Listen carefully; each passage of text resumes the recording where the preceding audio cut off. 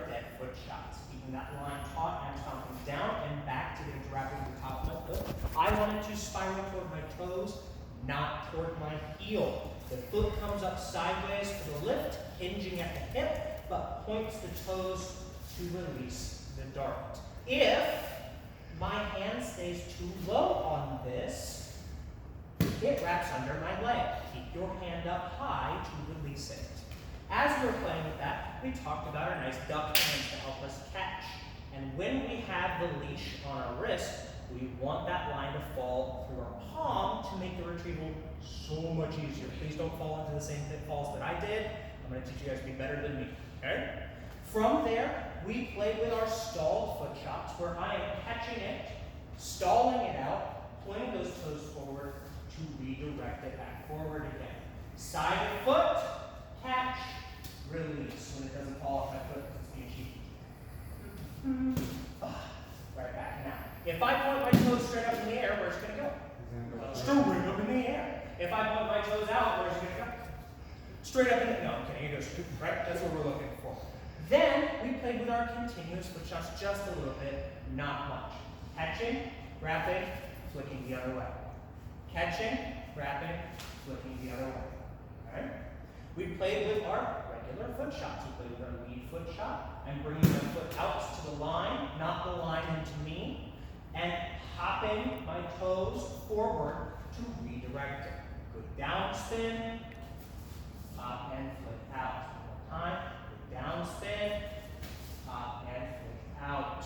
Some of us played with our reverse anchor foot shot by using that back of the anchor foot to catch the rope and flick out. Some of us did, not everybody got to. From there, we also played with juggling as a concept.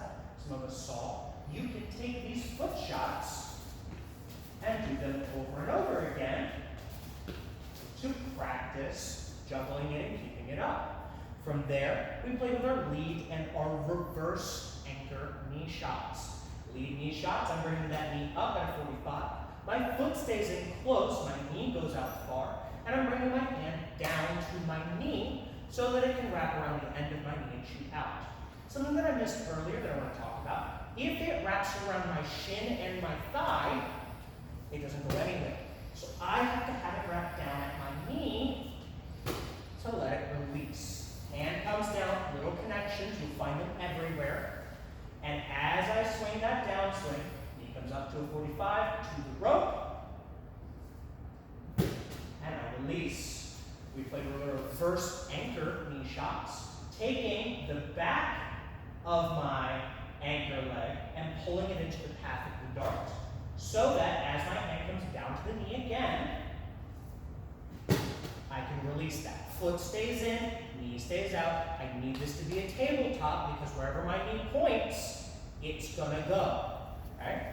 From there, we talked just a smidge about marching knee shots, which are repeated knee shots to practice juggling that as well.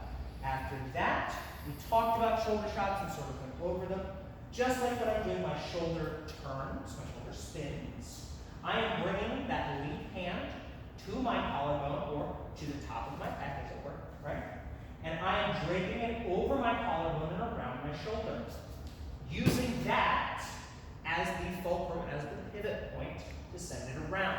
As it directs to the direction I want it to go, I am turning my shoulder into it to give it a way to release. Otherwise, it just keeps wrapping around. Make sense? Yeah. Yes. And we played with swing sets all day and running between them. I think that's pretty much everything we covered. Did I miss it?